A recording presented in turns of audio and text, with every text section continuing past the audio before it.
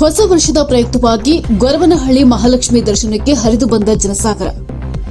ಸನ್ನಿಧಾನಕ್ಕೆ ಬರುವ ಭಕ್ತಾದಿಗಳಿಗೆ ವಿಶೇಷ ಪ್ರಸಾದ ವ್ಯವಸ್ಥೆ ದೇವಸ್ಥಾನದ ಆಡಳಿತ ಮಂಡಳಿಯಿಂದ ಕಲ್ಪಿಸಲಾಗಿತ್ತು. ಹೊಸ ವರ್ಷದ ಪ್ರಯುಕ್ತವಾಗಿ ಭಕ್ತಾದಿಗಳಿಗೋಸ್ಕರ ವಿಶೇಷ ಮೈಸೂರು ಪಾಕ್ ಸಿಹಿ ವಿತರಿಸಲಾಯಿತು. ಇನ್ನು ಬೆಳಗ್ಗೆ 6 ಗಂಟೆಯಿಂದ ರಾತ್ರಿ 8 ಗಂಟೆವರೆಗೆ ಶ್ರೀ ಮಹಾಲಕ್ಷ್ಮಿ ತಾಯಿಯ ದರ್ಶನಕ್ಕೆ ವ್ಯವಸ್ಥೆ ಕಲ್ಪಿಸಲಾಗಿತ್ತು. ಶ್ರೀ ಮಹಾಲಕ್ಷ್ಮಿ ಚಾರಿಟೇಬಲ್ ಟ್ರಸ್ಟ್ ವತಿಯಿಂದ ಶ್ರೀ ಮಹಾಲಕ್ಷ್ಮಿ ದರ್ಶನಕ್ಕೆ ಬರುವ ಭಕ್ತಾದಿಗಳಿಗೆ ಯಾವುದೇ ತೊಂದರೆ ಆಗದಂತೆ ಕುಡಿಯುವ ನೀರಿನಿಂದ ಹಿಡಿದು ಪ್ರತಿಯೊಂದು ವ್ಯವಸ್ಥೆಯನ್ನ ಅಚ್ಚುಕಟ್ಟಾಗಿ ನಿರ್ವಹಿಸಲಾಗಿತ್ತು. ಇನ್ನು ಹೊಸ ವರ್ಷವು ಸ್ವಯಂ ಪ್ರೇರಿತರಾಗಿ ಫ್ರೆಂಡ್ಸ್ ಗ್ರೂಪ್ ವತಿಯಿಂದ ಭೋಜನ ನಿರ್ವಹಣೆಯನ್ನ ನಿರ್ವಹಿಸುತ್ತಾರೆ. ಕರ್ನಾಡಿನ ಸುಪ್ರಸಿದ್ಧ ಕೊರಟಗೆರೆ ಕ್ಷೇತ್ರದ ಪ್ರಸಿದ್ಧ ಪುಣ್ಯಕ್ಷೇತ್ರ ಕಲ್ಪತರು ನಾಡಿನ ಶ್ರೀ ಮಹಾಲಕ್ಷ್ಮಿ ಎಂದೇ ಪ್ರಖ್ಯಾತಿ ಪಡೆದಿರುವಂತಹ ಗೊರವನಹಳ್ಳಿ ಶ್ರೀ ಮಹಾಲಕ್ಷ್ಮಿ ದೇವಾಲಯಕ್ಕೆ ಹೊಸ ವರ್ಷದ ಪ್ರಯುಕ್ತವಾಗಿ ಸಾವಿರಾರು ಭಕ್ತರು ದೇವಾಲಯಕ್ಕೆ ಭೇಟಿ ನೀಡಿ ತಾಯಿಯ ದರ್ಶನವನ್ನ ಪಡೆದಿದ್ದಾರೆ. ಹೊಸ ವರ್ಷದ ಹಿನ್ನೆಲೆಯಲ್ಲಿ ಶ್ರೀ ಮಹಾಲಕ್ಷ್ಮಿ ಟ್ರಸ್ಟ್ ವತಿಯಿಂದ ಮುಂಜಾನೆಯಿಂದಲೇ ಶ್ರೀ ಮಹಾಲಕ್ಷ್ಮಿ ಅಮ್ಮನವರಿಗೆ ಪಂಚಾಮೃತ ಅಭಿಷೇಕ, ವಿಶೇಷ ಅಲಂಕಾರ, ವಿಶೇಷ ಪೂಜೆಗಳು ನಡೆದಿದ್ದು 35,000ಕ್ಕೂ ಅಧಿಕ ಭಕ್ತರು ಆಗಮಿಸಿ ಅಮ್ಮನವರ ದರ್ಶನ ಪಡೆದಿದ್ದಾರೆ. ಭಕ್ತರಿಗೆ ನೂತನ ದಾಸೋಹ ಭವನದಲ್ಲಿ ಪ್ರಸಾದ ವ್ಯವಸ್ಥೆ ಕಲ್ಪಿಸಲಾಗಿತ್ತು. ಇನ್ನು ಈ ಸಂದರ್ಭದಲ್ಲಿ ಶ್ರೀ ಮಹಾಲಕ್ಷ್ಮಿ ಚಾರಿಟೇಬಲ್ ಟ್ರಸ್ಟ್ ಕಾರ್ಯದರ್ಶಿಯಾದ ಮುರಳೀಕೃಷ್ಣ, ಖಜಾಂಚಿ ಜಗದೀಶ್, ಧರ್ಮದರ್ಶಿಗಳಾದ ಡಾಕ್ಟರ್ ಲಕ್ಷ್ಮೀಕಾಂತ್, ನಟರಾಜು, ಶ್ರೀಪ್ರಸಾದ್, ರವಿ, ರಾಜೇ ಅರಸ್, ಓಂಕಾರೇಶ್, ಚಿಕ್ಕ ನರಸಯ್ಯ, ಮಂಜುನಾಥ್, ಬಾಲಕೃಷ್ಣ, ನರಸರಾಜು, ಲಕ್ಷ್ಮೀ ನರಸಯ್ಯ, ನಾಗರಾಜು ಸೇರಿದಂತೆ ಪೊಲೀಸ್ ಇಲಾಖೆ ಅಧಿಕಾರಿಗಳು ಉಪಸ್ಥಿತರಿದ್ದರು. ಸಮಸ್ತ ನಾಡಿನ ಜನತೆಗೆ ಹೊಸ ವರ್ಷದ ಶುಭಾಶಯಗಳು. ಈ ಒಂದು ಹೊಸ ವರ್ಷದ ದಿವಸ ಶ್ರೀ ಮಹಾಲಕ್ಷ್ಮಿ ದರ್ಶನಕ್ಕೆ ಸಾವಿರಾರು ಜನ ಭಕ್ತಾದಿಗಳು ಬರ್ತಿದ್ದಾರೆ. ಆದರೆ ಇವತ್ತು ಹೇಳಬೇಕಂದ್ರೆ ತೀರಾ ಕಡಿಮೆ. ಯಾಕೆಂದರೆ ಇವತ್ತು ವರ್ಕಿಂಗ್ ಡೇ ಇರೋದ್ರಿಂದ, ಸರ್ಕಾರಿ ರಜೆ ಇಲ್ಲದೇ ಇರೋದ್ರಿಂದ ಜನ ಕಡಿಮೆ ಇದ್ದಾರೆ. ಆದ್ರೂ ನಮ್ಮ ಇದ್ರ ಪ್ರಕಾರ ಒಂದು 25,000ರಿಂದ 30,000 ಜನ ಬರ್ಬೋದು. 60,000 70,000ವರೆಗೂ ಇದೆ ಅಂತ ನಾವು ಇದು ಮಾಡಿದ್ವಿ. ಆದರೆ ಒಂದು 30,000-35,000 ಜನ ಬರ್ಬೋದು ಸಂಜೆ ಒಳಗಡೆ ಅಂತ ನಾವು ತೀರ್ಮಾನ ತಗೊಂಡಿದ್ದೀವಿ. ಬರುವಂಥ ಭಕ್ತರಿಗೆ ನಮ್ಮ ದೇವಸ್ಥಾನದ ವತಿಯಿಂದ ಏನು ಒಂದು ದರ್ಶನದ ವ್ಯವಸ್ಥೆ ಆಗ್ಬೋದು, ಸರ್ತಿ ಸಾಲು ವ್ಯವಸ್ಥೆ ಆಗ್ಬೋದು, ವಿಶೇಷ ದರ್ಶನ ವ್ಯವಸ್ಥೆ ಆಗ್ಬೋದು, ಅದೆಲ್ಲ ಸಂಸ್ಥೆಯಿಂದ ನಡೆಸಿದ್ದೀವಿ. ಬರೋಂಥ ಭಕ್ತರಿಗೆ ನೀರಿನ ವ್ಯವಸ್ಥೆ, ಸಾಲು ಸರದಿಗಳ ನೀರಿನ ವ್ಯವಸ್ಥೆಗಳಾಗ್ಬೋದು, ನಮ್ಮ ಎಲ್ಲ ಅನುಕೂಲತೆಗಳನ್ನು ನಾವು ಆಲ್ರೆಡಿ ಪಾರ್ಕಿಂಗ್ ವ್ಯವಸ್ಥೆ ಎಲ್ಲ ನಮ್ಮ ಏನು ನಮ್ಮ ಗೃಹ ಇಲಾಖೆಯಿಂದ ನಮಗೆ ಪ್ರತಿ ವರ್ಷದಿಂದ ಪೊಲೀಸ್ನವರು ಆಗ್ಬೋದು, ನಮ್ಮ ಸಾಹೇಬರು ಇವರು ಭಾಳ ನಮಗೆ ಸಹಕಾರ ನೀಡ್ತಾರೆ. ಪ್ರತಿ ವರ್ಷದಂತೆ ಈ ವರ್ಷವೂ ಸಹಕಾರ ಕೊಟ್ಟಿದ್ದಾರೆ. ವಾಲಂಟ್ರಿಯಾಗಿ ನಿಂತು ನಮ್ಮ ಇದಕ್ಕೆ ಕೈ ಜೋಡಿಸಿ ಬರುವಂಥ ಭಕ್ತರಿಗೆ ಯಾವುದೇ ರೀತಿಯ ತೊಂದರೆ ಆಗದಂತೆ ನಮ್ಮ ಗೃಹ ಇಲಾಖೆಯವರು ಎಲ್ಲ ನಮ್ಮ ಇದು ಮಾಡ್ತಾಯಿದ್ದಾರೆ. ಅದೇ ರೀತಿ ನಮ್ಮ ಸರ್ವಸ್ಥ ಜನರಿಗೆ, ಬರುವಂಥ ಭಕ್ತರಿಗೆ ಅವರ ಕೋರಿಕೆ ಏನಿದೆ ಅದೆಲ್ಲ ಮಹಾಲಕ್ಷ್ಮಿ ತಾಯಿ ಅನುಕೂಲ ಮಾಡಿಕೊಡಲಿ, ಎಲ್ಲರಿಗೂ ಒಳ್ಳೆಯದಾಗಲಿ. ಏನು ಭಕ್ತರು ಬರ್ತಾರೆ ಅವ್ರಿಗೆ ಯಾವುದೇ ರೀತಿಯ ತೊಂದರೆ ಆಗೋ ದಾಸೋಹ ವ್ಯವಸ್ಥೆಯೂ ಇದೆ. ಆಲ್ರೆಡಿ ಬೆಳಗ್ಗೆ ಪ್ರಸಾದ ವ್ಯವಸ್ಥೆ ಬೆಳಗ್ಗೆ 7 ಗಂಟೆಗೆ ನಾವು ಶುರು ಮಾಡಿದ್ದೀವಿ. ರಾತ್ರಿ 11 ಗಂಟೆ ಆದ್ರೂ ನಾವು ಪ್ರಸಾದ ವ್ಯವಸ್ಥೆ ಇದೆ, ದರ್ಶನ ವ್ಯವಸ್ಥೆ. ಜನ ಎಷ್ಟೊತ್ತು ಸಾಮಾನ್ಯವಾಗಿ ನಾವು 8:15 8:30ಗೆ ಬಾಗ್ಲಾಗ್ತೀವಿ. ಏನಾದರೂ ಜನ ಲೇಟಾಗಿ ಬಂದರೆ ನಾವು ಇರೋಂಥ ಜನರಿಗೆ, ಅಷ್ಟು ಜನಕ್ಕೂ ಬರೋಂಥ ಭಕ್ತರಿಗೆ ದರ್ಶನ ಮಾಡಿ ನಾವು ಬಾಗಿಲಾಕಬೇಕು ಅಂತ ಸಭೆಯಲ್ಲಿ ತೀರ್ಮಾನ ತಗೊಂಡಿದ್ವಿ. ಈ ಒಂದು ಇದಕ್ಕೆ ನನ್ನ ಒಬ್ಬನ ಶ್ರಮ ಅಲ್ಲ, ಏನು ನಮ್ಮ 14 ಜನ ಧರ್ಮದರ್ಶಿಗಳಿದ್ದಾರೆ. 14 ಜನ ಶ್ರಮ ಕೈ ಜೋಡಿಸಿ ಈ ಒಂದು ಕಾರ್ಯಕ್ರಮ ನಡೆಸ್ಕೊಡೋಕ್ಕೆ ಇದು ಮಾಡ್ತಾಯಿದ್ದಾರೆ. ಅವ್ರಿಗೂ ನಮ್ಮ ಮಾಧ್ಯಮ ವರ್ಗದವರು, ನೀವು ಟಿ ವಿಯವರಾಗ್ಬೋದು, ಪತ್ರಕರ್ತರಾಗ್ಬೋದು, ನಮ್ಮ ಪ್ರತಿಯೊಂದು ಕಾರ್ಯಕ್ರಮಕ್ಕೂ ಬಂದು ನಮಗೆ ಕೈ ಜೋಡಿಸಿ ನಮ್ಮ ಇದಕ್ಕೆ ಸಹಕಾರ ನೀಡ್ತೀರಾ. ನಮಗೆ ಪೊಲೀಸ್ನವರಾಗ್ಬೋದು, ಸೆಕ್ಯೂರಿಟಿಗಳಾಗ್ಬೋದು, ಭಾಳ ನಮಗೆ ಮೊದಲಿಂದ ಇವತ್ತೇ ಅಲ್ಲ, ನಮ್ಮ ಟ್ರಸ್ಟ್ ಬಂದಾಗಿಂದನೂ ಭಾಳ ನಮಗೆ ಸಪೋರ್ಟ್ ಮಾಡ್ತಾಯಿದ್ದಾರೆ. ಅವರೆಲ್ಲರಿಗೂ ಹೊಸ ವರ್ಷದ ಶುಭಾಶಯಗಳು ಹಾಗೂ ಧನ್ಯವಾದಗಳನ್ನು ತಿಳಿಸೋಕ್ಕೆ ನಾನು ಇಷ್ಟಪಡ್ತೀನಿ.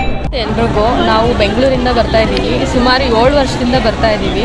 ಆ ತಾಯಿ ಆಶೀರ್ವಾದದಿಂದ ಎಲ್ಲ ಸುಖಕರವಾಗಿ ನಡೀತಾ ಇದೆ. ಇವಾಗಲೂ ಕೂಡ ಹೊಸ ವರ್ಷ ಇದೆ. ಎಲ್ರಿಗೂ ಮೊದಲಿಗೆ ಹೊಸ ವರ್ಷದ ಹಾರ್ದಿಕ ಶುಭಾಶಯಗಳು. ಹೊಸ ವರ್ಷ ಎಲ್ರಿಗೂ ಹರ್ಷ ತರಲಿ. ಹೀಗೆ ನಮ್ಮ ತಾಯಿ ಆಶೀರ್ವಾದ ನಿಮ್ಮ ಮೇಲೆ ಸದಾ ಇರಲಿ ಅಂತ ಭಾವಿಸ್ತೀವಿ. ಯಾವಾಗಲೂ ಗೊರವನಹಳ್ಳಿ ನಾವು ಬರ್ತಾನೆ ಇರ್ತೀವಿ. ಪ್ರತಿ ವರ್ಷ ಬಂದು ನಾವು ಮಡ್ಲಕ್ಕಿ ಕೊಟ್ಟು ನಮ್ಮಲ್ಲಿರೋ ಆಶಯ ಏನಿದೆ ಅದನ್ನು ಬೇಡ್ಕೊಂಡು ದೇವಿಗೆ ಯಾವಾಗಲೂ ನಾವು ಕೇಳ್ತಾನೆ ಇರ್ತೀವಿ. ದೇವಿ ಎಲ್ಲದನ್ನು ಈಡೇರಿಸ್ಕೊಟ್ಟಿದ್ದಾಳೆ.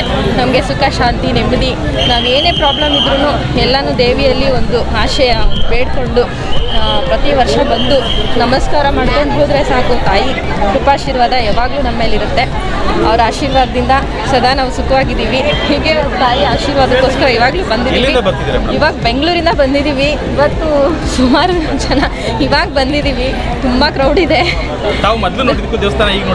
ತುಂಬ ವ್ಯತ್ಯಾಸ ಇದೆ. ತುಂಬ ಇಂಪ್ರೂವ್ಮೆಂಟ್ಸ್ ಆಗಿದೆ. ಇಲ್ಲಿ ಚಾರಿಟಬಲ್ ಟ್ರಸ್ಟ್ ಅವರು ತುಂಬ ಚೆನ್ನಾಗಿ ಎಲ್ಲನೂ ಮೇಂಟೈನ್ ಮಾಡ್ತಿದ್ದಾರೆ. ಪ್ರತಿದಿನ ದಾಸೋಹ ಇರೋದ್ರಿಂದ ಪ್ರತಿ ಜನಕ್ಕೂ ಊಟ ಎಲ್ಲ ಸಿಗ್ತಾ ಇದೆ. ಎಲ್ಲರೂ ಸಂತೃಪ್ತರಾಗಿ ಹೋಗ್ತಾ ಇದ್ದಾರೆ. ತಾಯಿ ಆಶೀರ್ವಾದ ಹೀಗೆ ಎಲ್ಲರ ಮೇಲೂ ಇರಲಿ, ಹೀಗೆ ಚೆನ್ನಾಗಿ ನಡೀಲಿ ಅಂತ ಭಾವಿಸ್ತೀನಿ. ನನ್ನ ಹೆಸರು ಸವಿತಾ. ವಿಶೇಷಾಧಿಕಾರಿ ಶ್ರೀ ಮಹಾಲಕ್ಷ್ಮಿ ದೇವಸ್ಥಾನ, ಮಹಾಲಕ್ಷ್ಮಿ ಚಾರಿಟಬಲ್ ಟ್ರಸ್ಟ್, ಗೊರವನಹಳ್ಳಿ. ಇವತ್ತು ಹೊಸ ವರ್ಷದ ಪ್ರಯುಕ್ತ ಸುಮಾರು ಬೆಳಗಿನಿಂದಲೇ ಭಕ್ತಾದಿಗಳ ಸಂಖ್ಯೆ ಹೆಚ್ಚುತ್ತಾ ಬಂತು. 11 ಗಂಟೆ ಆದ ನಂತರ ಸುಮಾರು ಭಕ್ತಾದಿಗಳು ಅಂತಂದರೆ 25 ಇಲ್ಲ 30,000ವರೆಗೂ ಭಕ್ತಾದಿಗಳು ಬಂದು ದರ್ಶನ ಪಡೆದು ಊಟದ ವ್ಯವಸ್ಥೆ ದಾಸೋಹ ಭವನದಲ್ಲಿ ಊಟವನ್ನು ಪ್ರಸಾದವನ್ನು ಸ್ವೀಕರಿಸಿ ಅಮ್ಮನವರ ಕೃಪೆಗೆ ಪಾತ್ರರಾಗ್ತಾ ಇರ್ತಾರೆ. ಈ ವರ್ಷದ ವಿಶೇಷ ಏನಂತಂದರೆ ಪ್ರತಿ ವರ್ಷ ಬೂಂದಿಯ ಸಿಹಿ ವಿತರಣೆ ಮಾಡಲಾಗ್ತಿತ್ತು. ಈ ವರ್ಷ ಬದಲಾವಣೆ ಅಂತ ಹೇಳ್ಬಿಟ್ಟು ಮೈಸೂರು ಪಾಕ್ ವ್ಯವಸ್ಥೆ ಮಾಡಿದ್ದೇವೆ.